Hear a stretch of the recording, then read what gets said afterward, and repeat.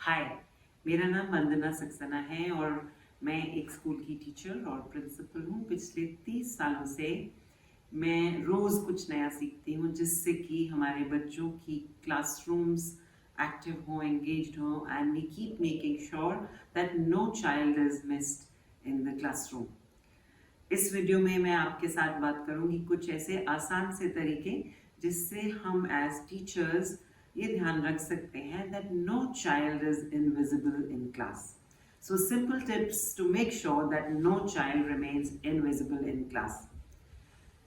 हर parent ये चाहता है कि मेरे बच्चे को इम्पोर्टेंस मिले, बल्कि every child has this wish and desire to be noticed, to be made special and to be recognised and appreciated. ज़रूरी नहीं होता कि बच्चे केवल इस चीज़ का इंतज़ार करें कि उनके कितने मार्क्स आए हैं उसी पे टीचर उनको अप्रिशिएट करे, रिकग्नाइज करे।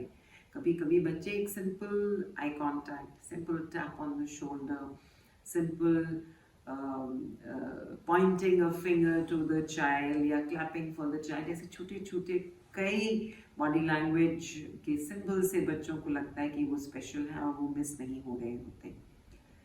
टीचर्स की तरफ से ये ध्यान हमें हमें पता है इट्स अ बिग चैलेंज।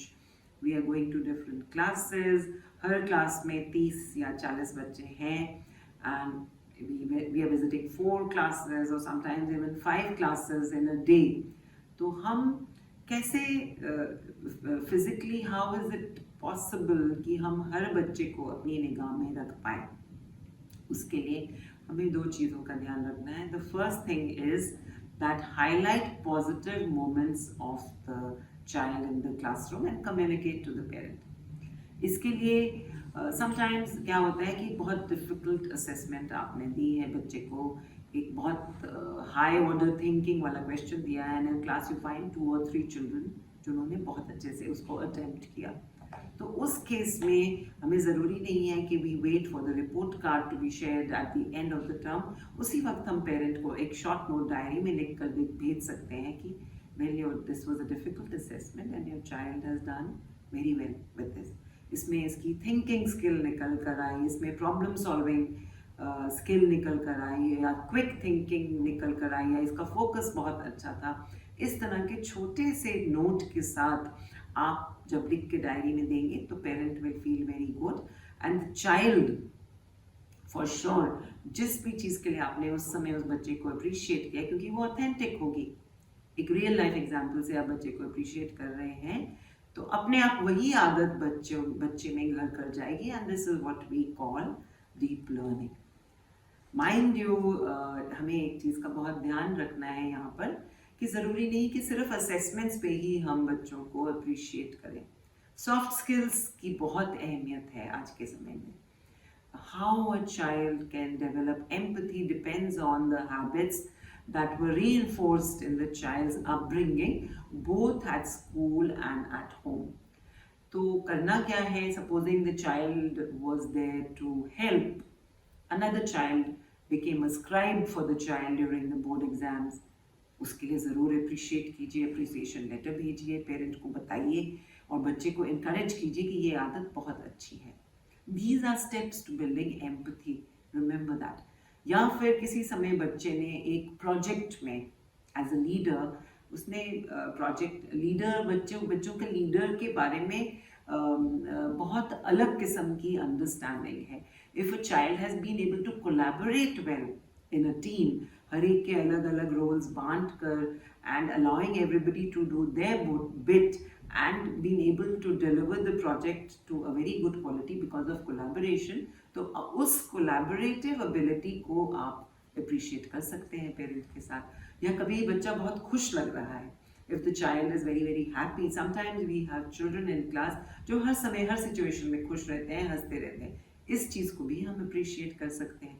और if the child is punctual, reaches in time, इस एबिलिटी को हम अप्रिशिएट कर सकते हैं। और if the child is the uniform is impeccable, उसके बारे में आप पेरेंट को लिख सकते हैं। If the tiffin is packed in a very nice manner and the child carries healthy food, उसके बारे में आप छोटे नोट्स पेरेंट को लिख सकते हैं। और you can take notes in your diary, और जब आप पेरेंट टीचर मीटिंग के दौरान पेरेंट्स को मिले तो उसके बारे में आप बात कर सकते हैं।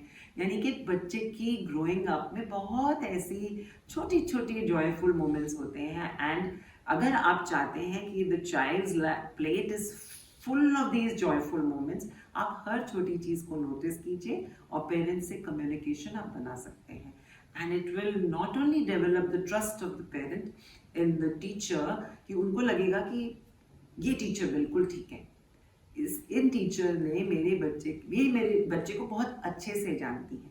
And when that feeling of being safe and secure with each other develops, and it will definitely be spoken about at home, rest assure कि क्लास में लर्निंग खुद ब खुद अपने आप हो जाएगी, और उस क्लास के बच्चे हमेशा हंसते हुए और उस टीचर की क्लास में एंगेज्ड नजर आएंगे। अब एक दूसरी चीज जो हम कर सकते हैं वो है कि ability to see every child. How can you observe every child in your class and make sure none of them is invisible? इसको कहते हैं intentional seeing. एक हमने हफ्ते के जब new teacher, when you take over a new class, obviously आप कुछ बच्चों को पहले से जानते हैं, उनके पेरेंट्स को पहले आप मिल चुके होंगे, लेकिन रिमेंबर कि over the years the children change, so it's very important to make a new beginning. ये जो pre knowledge about the child, कि भाई 4 साल पहले बच्चा ऐसा था, ये पेरेंट्स ऐसे थे, बच्चे सेम नहीं रहते। So the beginning of the year आप अपनी क्लास लिस्ट को ले लीजिए, and what you can do is you can promise yourself कि हर हफ्ते में या 2 या 3 बच्चों पे मैं एक इंटेंशनल काम करूंगी, and get to know more about the family environment, small little things. Talk to the child on a 1-to-1 basis, उसको ऑब्जर्व कीजिए कि वो किन फ्रेंड्स के साथ घूम रहा है, and over the year in every class आपको बच्चे के बारे में छोटी छोटी बातें पता चल जाएंगी, फैमिली एनवायरनमेंट के बारे में पता चल जाएगा, उसके पर्सनल स्ट्रगल्स के बारे में पता चल जाएगा, and it will help you know the hopes and aspirations of the child, and that's what helps you to keep the focus of the child on learning in your classroom. And always has been said, and research proves that safety, security and the comfort of learning comes in a classroom where the teacher stretches a little more than the content and getting involved at a personal level with each child. And these are 2 simple things which will help to make sure that no child remains invisible in class and is always valued and made felt special by the teacher.